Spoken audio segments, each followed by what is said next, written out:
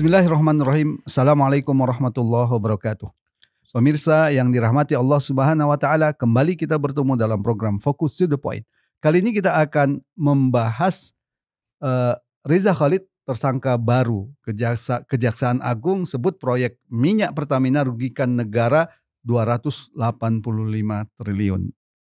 Untuk membahas seputar korupsi ini, kita akan mendiskusikannya dengan Ustadz Ismail Wisanto. Assalamualaikum Ustadz. Waalaikumsalam warahmatullahi wabarakatuh. Nah, sebelum kita masuk ke berita Reza Khalid ini ya, saya tadi membaca buku Ustadz Ismail, Tapak Dakwah, yang judulnya itu Membongkar Mega Korupsi BLBI.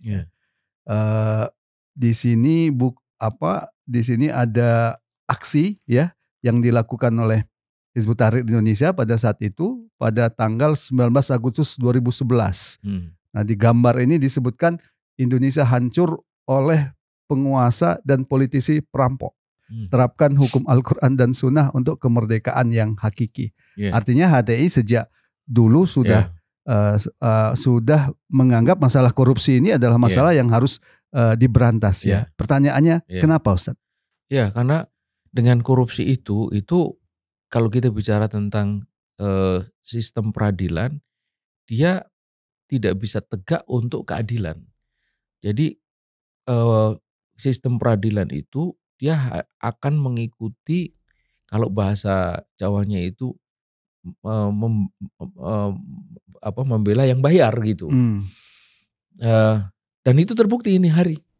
Ada banyak peradilan yang dilakukan di negeri ini itu betul-betul mengiris-ngiris rasa keadilan kita.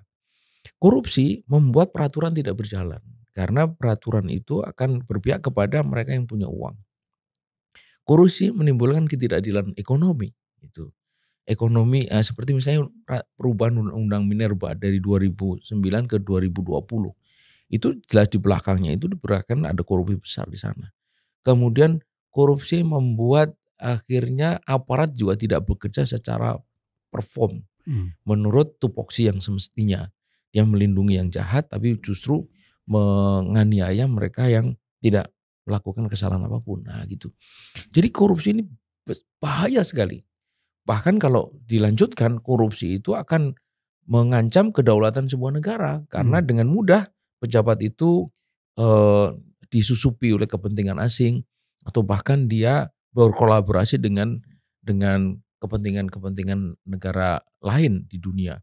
Sebagaimana yang terjadi di banyak negara di mana para pejabatnya itu dengan mudah dibeli dengan sekepok uang, wanita dan sebagainya gitu. Jadi bahaya sekali.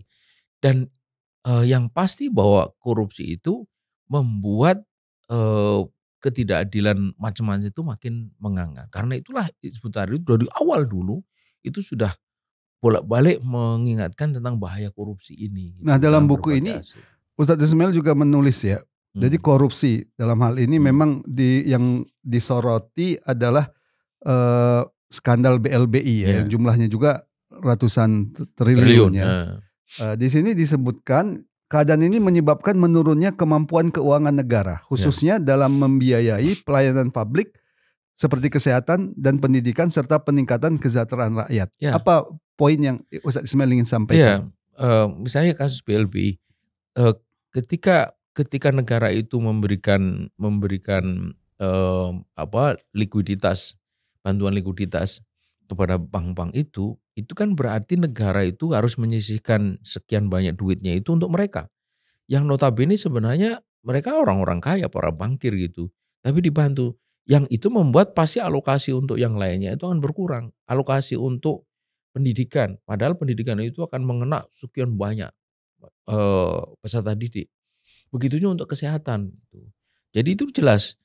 Jadi alih-alih yang miskin itu atau rakyat banyak itu dibantu, malah duit yang segitu banyaknya itu untuk kepentingan orang-orang yang sebenarnya itu sudah lebih dari cukup hanya karena keserakahan yang mereka lakukan, lalu terjadilah malapetaka perbankan di masa krisis moneter itu, yang kemudian untuk tidak menimbulkan kerusakan lebih jauh, negara atau pemerintah turun tangan dengan memberikan kredit likuiditas itu atau bantuan likuiditas itu. Nah, jadi ini ketidakadilan lagi gitu. Kalau cara berpikir sederhananya seperti korupsi di Pertamina yang merugikan negara 285 triliun. Seandainya seandainya uang ini digunakan untuk membangun pendidikan, mensejahterakan rakyat. Itu yang kemudian menyebabkan ada banyak sekolah yang ambruk ya karena rusak. Ada anak-anak yang harus melintas jembatan gantung untuk dia sekolah. Ini kan semua bisa diatasi dengan uang yang ada itu. Gitu. Ustadz Ismail dalam buku ini menyoroti ya bahwa persoalan korupsi itu antara lain tidak tegaknya hukum.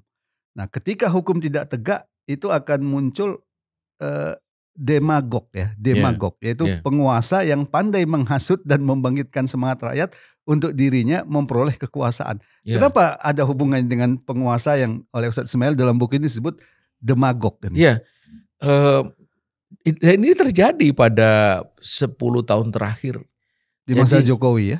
Masa Jokowi ya. Jadi korupsi itu begitu rupa, orang sudah tahu bahwa di dalam kabinet itu tuh orang ini tuh korup, tapi kan kemudian dipelihara oleh penguasa untuk kepentingan dia gitu.